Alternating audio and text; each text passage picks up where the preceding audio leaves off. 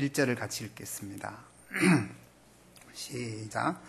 아브라함과 다윗의 자손 예수 그리스도의 계보라. 기도하시겠습니다. 감사하신 주님, 성탄절을 맞이하여서 예수님의 족보에 대해서 또 족보에 나타난 복음에 대해서 은혜를 나누고자 합니다. 우리 주님께서 이 시간 제 심령을 열어주시고 또 이 복음의 계시를 허락하여 주시기를 간절히 기도합니다. 예수님 이름으로 기도하였습니다. 아멘. 제가 고등학교 1학년 때 우리 반에 아주 예쁜 여학생이 있었는데 그 여학생이 다니는 교회에 한 학기 나간 적이 있습니다. 그래서 이제 성경을 좀 읽어봐야 되겠다 싶어서 신약 성경을 사서 딱 처음에 폈는데 뭐 발음하기도 어려운 이름들 막 쫙 나오고 하니까 너무 부담스러워가지고 덮어버리고 성경을 읽지 못했습니다. 그래서 늘 예수 믿고 난 후에도 참 누가복음이나 요한복음을 맨 앞에 배치를 했더라면은 내가 좀 더 일찍 예수를 믿지 않았을까 그런 생각을 하였습니다. 그러나 예수 믿은 후에도 늘 이 말씀을 보면 좀 부담스러운 그런 말씀입니다. 그래서 1절에서 17절까지 다 한꺼번에 말씀을 전하려고 준비를 하다가 그러면 또 늘 부담이 남을 것 같아서 좀 쪼개가지고 이번 3주에 걸쳐서 은혜를 나누는 것이 좋겠다는 생각이 들어서 오늘 1절에서 6절까지만 생각하면서 또 말씀을 준비하였습니다. 마태복음은 신약의 첫 번째 책으로서 구약과 신약의 다리를 놓는 역할을 합니다. 마태복음은 유대인들에게 복음을 전하기 위해서 기록된 책입니다. 그래서 예수님이 구약 성경에 약속된 바로 그 그리스도다, 그 메시아라는 사실을 여러 면에서 증거를 합니다. 그리고 예수님이 바로 성경에 구약성에 약속된 바로 그 왕이시다, 왕으로 오실 그 메시아라는 사실을 증거하고 있습니다. 유대인들은 우리나라 사람들처럼 혈통을 중요시했고 그리고 족보를 굉장히 중요시했습니다. 그래서 족보는 아주 정확하게 기록을 했습니다. 따라서 예수님의 이 족보도 아주 정확한 그런 족보입니다. 유대 사회는 또 굉장히 가부장적인 그런 사회였습니다. 그래서 마태는 예수님의 탄생을 기록하면서 철저하게 남편, 마리아의 남편 요셉의 편에서 이 족보를 기록을 합니다. 반면에 누가복음에 나타난 족보는 마리아 편에서 기록한 그런 족보입니다. 마태는 요셉의 이 족보, 곧 아브라함과 다윗의 자손 예수 그리스도를 증거하고 있습니다. 이 족보 가운데 나타난 복음의 그 계시에 대해서 생각해 보고자 합니다. 첫째, 아브라함과 다윗의 자손 예수님. 1절에 아브라함과 다윗의 자손 예수 그리스도의 계보라. 계보라는 말은 족보라는 말입니다. 예수라는 말이 무슨 뜻이죠? 예수. 1장 21절에 보면 그 뜻이 나와 있는데 아들을 낳으리니 이름을 예수라 하라. 이는 그가 자기 백성을 그들의 죄에서 구원할 자라는 뜻입니다. 자기 백성을 그들의 죄에서 구원할 자라는 뜻이 바로 예수라는 뜻입니다. 그리스도라는 말은 우리가 잘 알듯이 기름 부음을 받은 자라는 뜻이죠. 기름 부음을 받는다는 것은 구별되고 성별된 것을 의미합니다. 하나님께서 어떤 직무를 맡기기 위해서 기름을 부어서 구별해서 세우는 것입니다. 구약에 보면 왕과 선지자와 또 제사장들을 세울 때 그 머리에 기름을 부어서 세웠습니다. 이들은 모두 하나님과 그 택한 백성들 사이에 중보자들입니다. 제사장은 백성을 대표해서 하나님께 나가서 제사를 드리는 그런 중보자이죠. 선지자는 하나님의 말씀과 하나님의 뜻을 택한 백성들에게 와서 전해주는 중보자입니다. 방향이 반대입니다. 왕은 하나님의 뜻을 따라서 택한 백성을 다스리는 중보자입니다. 이 세 중보자를 세울 때 머리에 기름을 부었습니다. 그래서 기름 부음 받은 자는 바로 세 가지 직분을 감당하는 자를 가리키는데, 예수님을 그리스도라고 할 때는 그 앞 정관사가 붙어서 그 그리스도십니다. 그래서 이 모든 이 세 직분을 동시에 감당하시는 분이 예수님이십니다. 예수님은 하나님의 말씀 자체이신데 사람이 되셔가지고 인간에게 오셨잖아요. 그래서 하나님 말씀을 다 나타내 보여주셨습니다. 하나님 뜻이 무엇인지 보여주셨죠. 그래서 예수님은 완전한 선지자이십니다. 또 우리의 죄를 대신해서 십자가에 죽으시고 부활하심으로써 영원한 대제사장이 되셨습니다. 지금도 하나님 보좌 우편에서 우리를 위해서 제물을 드리고 계십니다. 또 죽으시고 부활하심으로써 만왕의 왕이 되셔서 지금도 우리를 다스려주고 계십니다. 이런 의미에서 예수님은 바로 그 그리스도이십니다. 그런데 이 예수님 족보가 어떠합니까? 아브라함과 다윗의 자손이라고 했습니다. 수많은 조상들이 있었습니다. 아브라함 BC 2000년 사람이니까 2000년 동안에 얼마나 많은 조상들이 있었겠습니까? 그런데 아브라함과 다윗의 자손이라 그렇게 표현을 했습니다. 왜 그랬을까요? 이 두 사람이 하나님의 구속 역사에서 가장 중요한 기둥이기 때문입니다. 아브라함과 다윗은 특별히 그리스도에 관한 그리스도에 관한 약속을 받은 사람들입니다. 그들의 후손에게서 그리스도가, 메시아가 탄생하리라는 약속을 받은 사람들입니다. 우리는 작년 1년 동안 창세기 1장에서 24장까지 공부하면서 아브라함의 신앙에 대해서 오랫동안 은혜를 나눴습니다. 하나님께서 아브라함을 부르시고 그에게 약속하신 것이 무엇입니까? 너로 말미암아 땅의 모든 족속이 복을 받을 것이다 라는 약속을 하셨습니다. 75세가 된 무자한 아브라함에게 자식을 주실 뿐만 아니라 땅의 모든 족속이 너를 통해서 복을 받을 것이다. 너를 축복하는 자는 내가 축복하고 너를 저주하는 자는 내가 저주하겠다. 그리고 100세가 되었을 때 이삭을 선물로 주셨습니다. 그리고 이삭이 자라서 청년이 되었을 때 번제로 바치라고 했습니다. 아브라함이 순종해서 이삭을 번제로 바쳤을 때 하나님께서 기뻐하시면서 내 씨로 말미암아 천하 만민이 복을 받을 것이다 라고 또 축복하셨습니다. 그 씨가 바로 예수 그리스도이십니다. 그런데 중요한 것은 아브라함이 그 약속의 말씀을 그대로 믿었다는 겁니다. 내 씨로 말미암아 천하 만민이 복을 받을 것을 믿은 거죠. 그래서 예수님께서 유대인들에게 아브라함에 대해서 이렇게 말씀하셨습니다. 너희 조상 아브라함은 나의 때에 볼 것을 즐거워하다가 보고 기뻐하였느니라.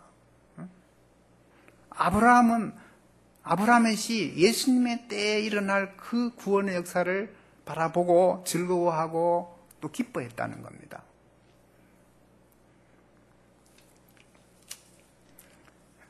그래서 예수님은 바로 이 아브라함의 자손이다라고 소개하고 있습니다. 또 하나님께서 다윗에게도 메시아에 대한 약속을 했습니다. 사무엘하 7장 12절 13절에 보면 내 수완이 차서 내 조상들과 함께 누울 때에 내가 내 몸에서 날 내 씨를 내 뒤에 세워 그 나라를 견고케 하리라. 그는 내 이름을 위하여 집을 건축할 것이요 나는 그의 나라 왕위를 영원히 견고케 하리라. 다윗은 이스라엘 역사상 가장 위대한 왕이었습니다. 물맷돌 하나로 골리앗을 거꾸로 때릴 만큼 용맹스러운 믿음의 사람이었습니다. 그런 믿음으로 모든 원수들을 물리치고 통일 이스라엘 왕국을 세웠습니다. 또 그는 하나님을 경외하며 백성을 사랑하는 성왕이었습니다. 그래서 그때 백성들한테 태평성대를 누렸습니다. 그래서 다윗 왕국은 장차 오실 그 메시아 왕국의 그림자로 사람들이 사모했습니다. 내 씨를 뒤에 세워서 그 나라를 견고케 하겠다고 하셨는데 그 왕국이 바로 다윗과 같은 이런 태평성대를 누리는 왕국일 것이다 라고 기대한 것이죠. 또 그 후손 가운데 한 왕을 세워서 다윗의 왕위를 영원히 견고하게 하겠다고 약속하셨습니다.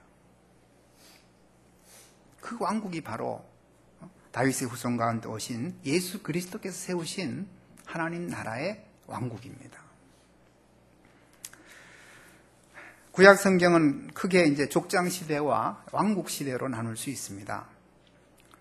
아브라함은 족장 시대의 중심 인물이죠. 그래서 아브라함부터 다윗까지가 약 1000년의 세월이 지나갑니다.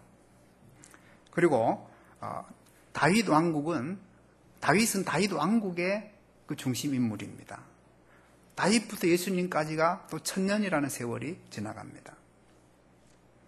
그래서 창세기부터 사사기까지는 아브라함과 맺은 그 언약이 어떻게 실현되고 있는지 보여주는 기록이라면 사무엘 상하부터 말라기까지는 다윗에게 약속하신 또 선지자들을 통해서 말씀하신 그 예언의 말씀들이 어떻게 성취되고 있는가를 보여주는 말씀입니다. 그래서 예수님이 아브라함과 다윗의 자손이라고 한 것은 창세기부터 말라기까지 모든 말씀이 예수 그리스도를 통해서 다 성취되었다는 사실을 말해주고 있습니다. 예수 그리스도는 구약 성경에 약속된 그리스도시고 천한 만민을 다스리시는 왕이심을 선포하는 기록입니다. 예수님의 족보는 다윗 왕을 중심으로 세 부분으로 구성되어 있습니다. 첫째는 오늘 읽은 아브라함에서 다윗까지의 족보이고, 둘째는 다윗 왕으로부터 다윗 왕국이 멸망하여 바벨론으로 포로로 잡혀가는 그때까지가 두 번째 기간이고 족보이고, 그 다음에 바벨론의 포로로 잡혀가서 예수님 오실 때까지가 세 번째 족보입니다. 둘째, 아브라함에서 다윗까지의 족보. 2절에 보면 아브라함이 이삭을 낳고 이삭이 야곱을 낳고 야곱이 유다와 그 형제를 낳았습니다. 아브라함은 부르심을 받은 믿음의 조상입니다. 아브라함은 우상 숭배하는 그 메소포타미아에서 부르심을 받았죠. 하나님의 부르심에 순종해서 그 우상 숭배의 죄를 떠나서 하나님 지시하시는 땅으로 갔습니다. 75세가 넘은 아브라함에게 자식을 주실 것과 큰 민족을 이루게 하신다는 약속을 주셨습니다. 또 내 씨로 말미암아 천하 만민이 복을 받는다고 하셨습니다. 그런데 아브라함은 이 약속을 온전히 믿지 못하고 여종 이스마엘에게 여종을 통해서 이스마엘을 낳습니다. 그래서 이스마엘은 아브라함의 장자가 되었습니다. 맏아들이 된 것이죠. 그러나 이스마엘은 육정으로 낳은 자식이고 약속의 자녀가 아니었습니다. 그래서 하나님께서 이삭을 주신 후에는 이스마엘을 내쫓으라고 하셨습니다. 그래서 아브라함의 족보가 아브라함에게서 이스마엘로 이어지지 않고 이삭에게 이어지게 되었습니다. 이는 뭘 의미합니까? 혈통으로 하나님의 자녀가 되는 것이 아니고 약속의 말씀으로 태어난 자식이야말로 하나님의 자녀가 된다는 것입니다.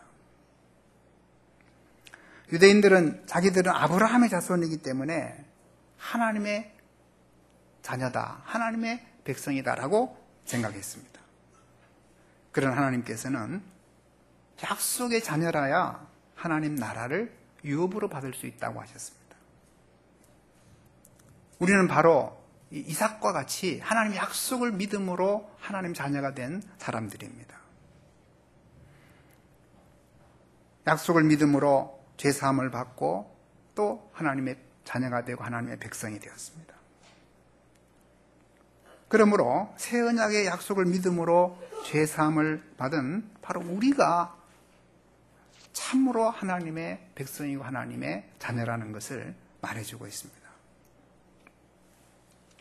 이삭도 자식을 낳지 못했는데 20년 동안 기도해서 쌍둥이 에서와 야곱을 낳았습니다. 그런데 이 메시아의 족보가 장남인 에서에게로 이어지지 않고 차남인 야곱에게 이어졌습니다. 뱃속에 있는 그 쌍둥이가 무슨 죄를 지은 것도 아니고 똑같은 부모, 어머니, 아버지 밑에서 이제 생겨서 죄를 지은 적도 없는데 하나님께서 야곱을 택하셨습니다. 그래서 이것은 바로 하나님의 택하심의 은혜로 말미암은 것이다라고 로마서에 말합니다. 이스마엘과 이삭은 어머니가 다르죠. 이스마엘의 어머니는 종이고 이삭의 어머니는 자유인입니다. 그래서 이삭이 택함 받지 않았느냐라고 말할 수 있지만 야곱과 에서의 경우는 전혀 그렇지 않습니다. 둘 다 똑같은 어머니에게 동시에 잉태됐습니다. 하나님이 택하실 때 이미 세상에 태어나지도 않았습니다. 뱃속에서 죄를 지은 것도 아닙니다. 그럼에도 불구하고 하나님은 야곱을 사랑하셨고 에서를 미워하셨다라고 기록하고 있습니다. 그래서 동생 야곱이 이 그리스도의 족보를 잇게 된 것은 하나님의 일방적인 은혜라는 겁니다. 택하심의 은혜라는 것입니다. 하나님이 저와 여러분을 택하신 것도 하나님의 일방적인 은혜입니다. 창세전에 우리를 미리 아시고 우리를 택하셨다고 성경은 말합니다. 우리가 주님을 알기도 전에 주님께서 우리를 택하시고 구원하신 것입니다.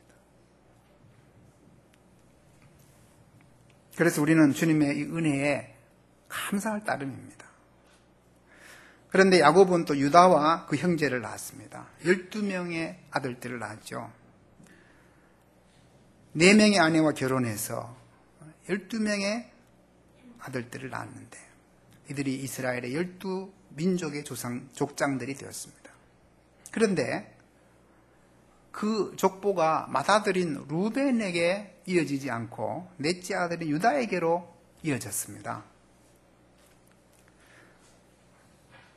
유다는 어떤 사람입니까? 요셉을 애굽의 노예로 팔은 장본인입니다. 그러나 후에 정말 눈물로 회개하고 베냐민이 노예가 될 형편에 처했을 때 자기가 대신해서 노예가 되겠다라고 하면서 베냐민을 구해옵니다. 그는 회개에 합당한 열매를 맺은 사람입니다. 하나님께서 유다의 회개와 믿음을 받으시고 그에게 메시아 족보와 이어지게 하셨습니다. 3절에서 6절 상반절에 나오는 사람들은 애굽의 노예 시절, 또 출애굽 시대, 가나안 정복 시대, 사사 시대,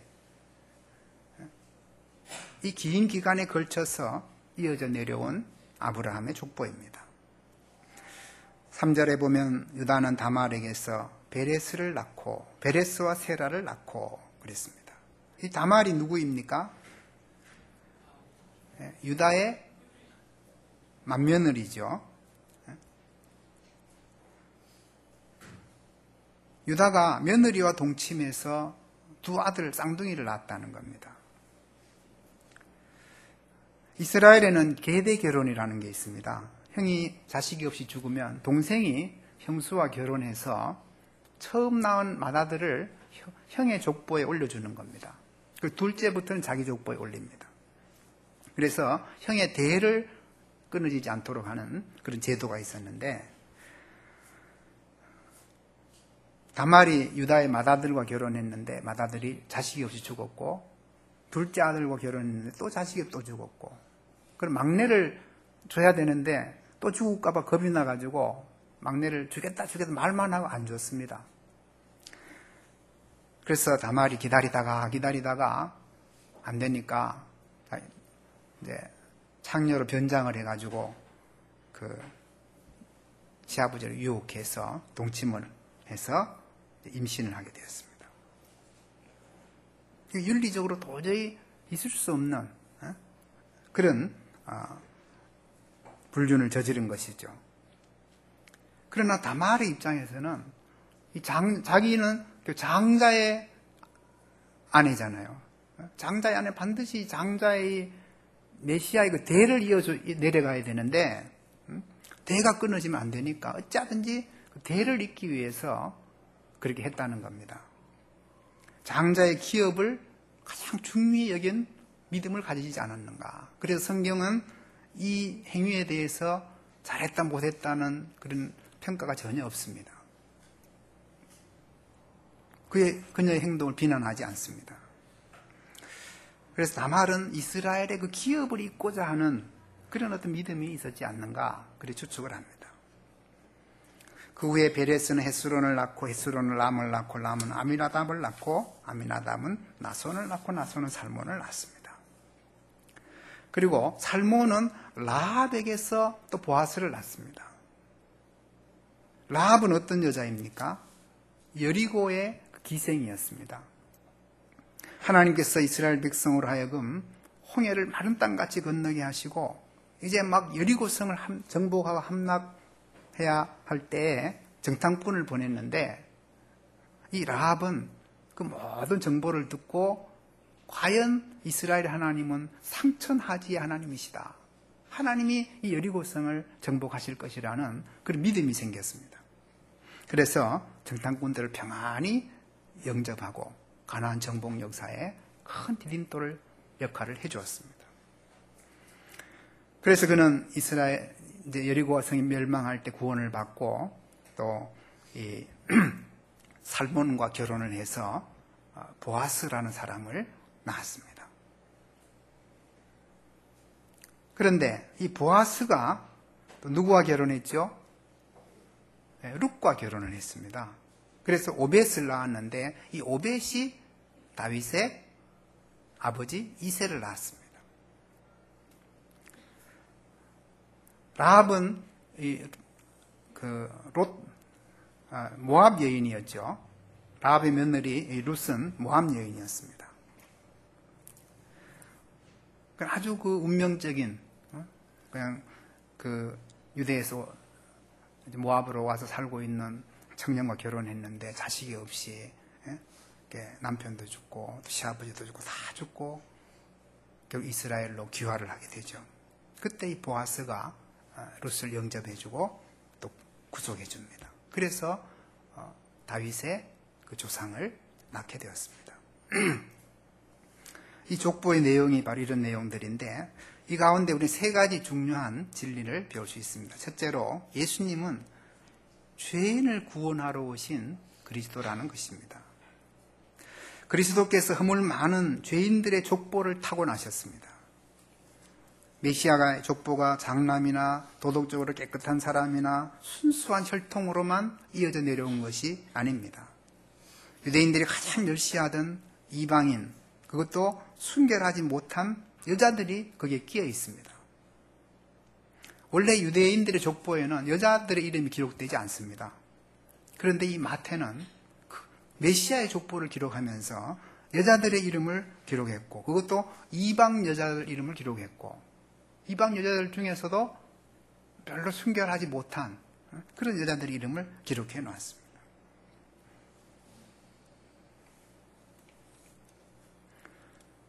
그 의도가 무엇일까요?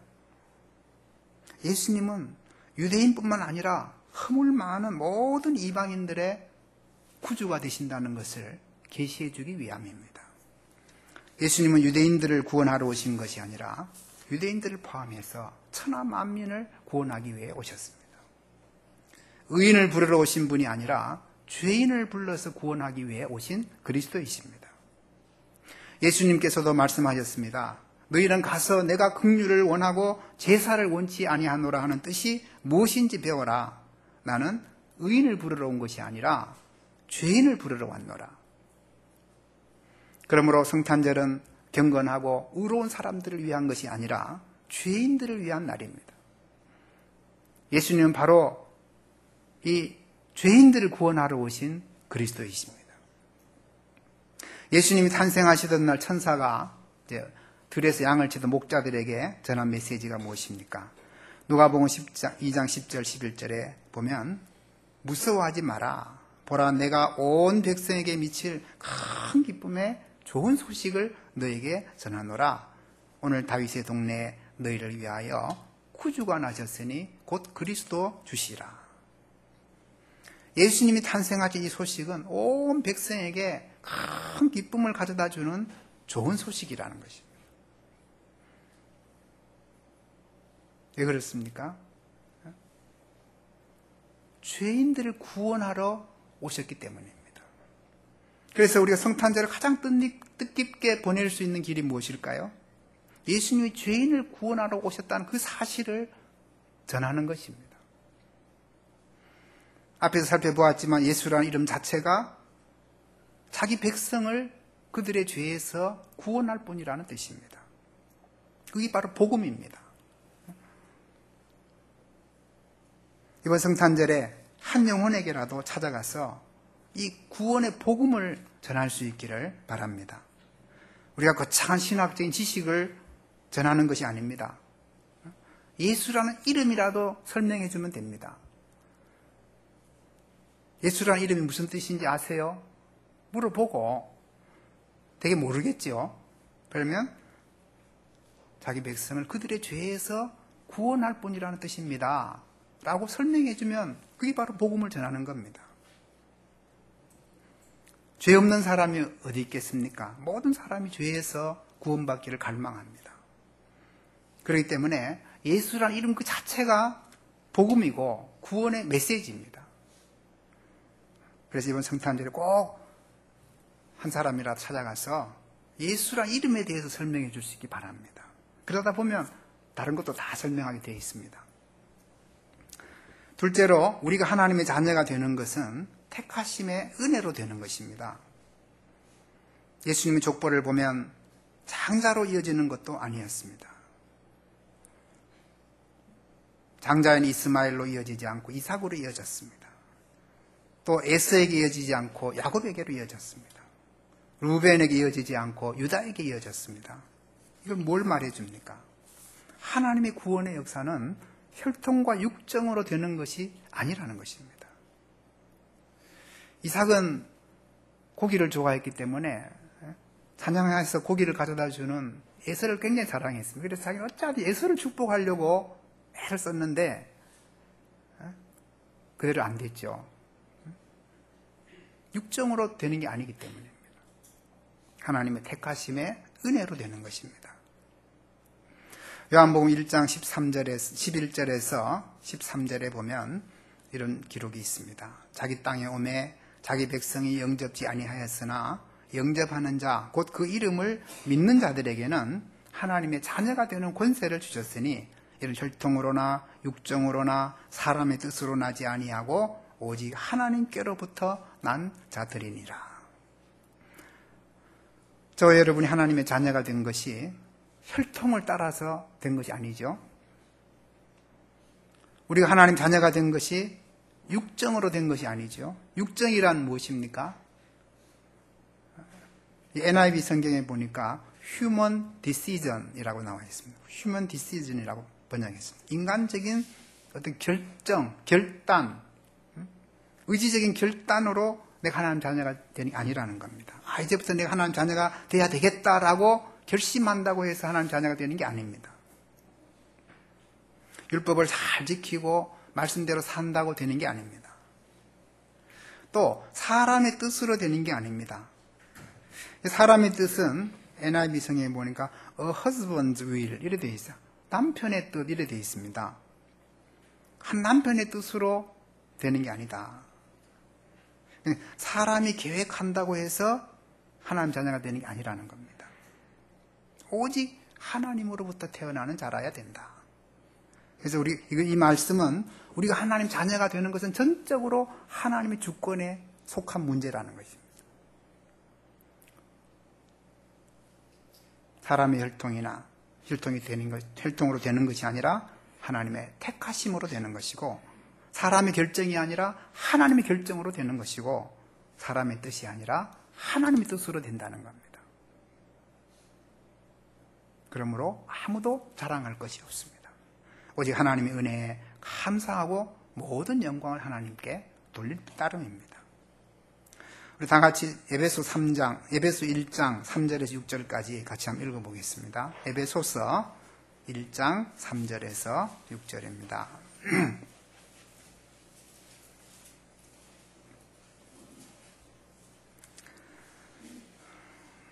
시작. 찬송하리로다. 하나님 곧 우리 주 예수 그리스도의 아버지께서 그리스도 안에서 하늘에 속한 모든 신령한 복을 우리에게 주시되, 곧 창세전에 그리스도 안에서 우리를 택하사 우리로 사랑 안에서 그 앞에 거룩하고 흠이 없게 하시려고 그 기쁘신 뜻대로 우리를 예정하사 예수 그리스도로 말미암아 자기의 아들들이 되게 하셨으니, 이는 그의 사랑하시는 자 안에서 우리에게 거저 주시는 바 그 은혜의 영광을 찬송하게 하려는 것이라. 하나님께서 그 기쁘신 뜻대로 우리를 예정하셔서 하나님의 자녀가 되게 하셨습니다. 그래서 우리는 그 하나님의 은혜의 영광을 찬송할 따름입니다. 그래서 이번 성탄절 하나님을 많이 찬송할 수 있기 바랍니다. 셋째로, 우리 하나님은 믿음의 사람들을 귀히 쓰십니다. 예수님의 족보에 든 사람들은 이 믿음의 사람들입니다. 아브라함은 믿음의 조상으로 부르심을 받아서 갈 바를 알지 못하고 순종하여 지시할 땅으로 나갔습니다. 이삭은 기도의 사람이요 순종의 사람이었습니다. 야곱은 믿음으로 자녀들을 축복하고 하나님께 예배를 드린 사람입니다. 유다는 지은 죄를 회개하고 회개에 합당한 열매를 맺은 사람입니다. 다말은 메시아의 대를 잇는 장자를 얻고자 하는 믿음으로 아들을 얻었습니다. 라합은 기생이었지만 상천하지 하나님을 믿고 정탐꾼들을 평안히 영접했습니다. 이들은 모두 인간적인 허물과 약점이 많습니다. 아브라함은 이방인들에 대한 두려움 때문에 거짓말을 하다가 아내를 누이라고 속이다가 아내를 빼앗기기도 했고, 이삭도 또 부전자전이라 아내를 누이라고 속였다가 창피를 당하기도 하였습니다. 유다는 동생을 노예로 팔고, 다말은 시아버지와 불륜을 저지르고, 라합은 또 창기였습니다. 그러나 하나님께서 그들의 허물과 약점을 보지 않고 그들의 믿음을 인정하시고 축복하셨다는 겁니다. 우리 하나님은 능력 있는 사람을 주시는 것이 아니라 믿음 있는 사람을 귀히 쓰십니다. 아무리 연약하고 부족하더라도 믿음이 있을 때 하나님께 축복하십니다.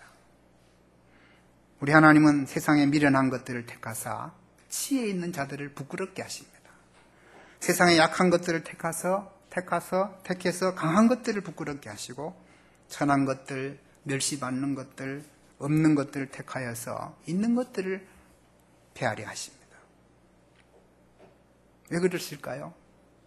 아무 육체라도 하나님 앞에 자랑할 것이 없게 하기 위해서입니다. 말씀을 맺겠습니다. 우리는 아브라함부터 다윗까지의 예수님의 족보를 통해서 언약에 신실하신 하나님을 보았습니다. 우리 하나님은 언약에 신실한 분이십니다. 약속한 것을 반드시 이루시는 분이십니다. 아브라함의 약속하신 지 2000년 후에 예수 그리스도를 통해서 그 모든 약속을 다 성취하셨습니다. 아브라함과 맺으신 언약을 1000년이 지났지만 변함없이 신실하게 지키시며 다윗에게 그 약속을 또 이어가게 하셨습니다.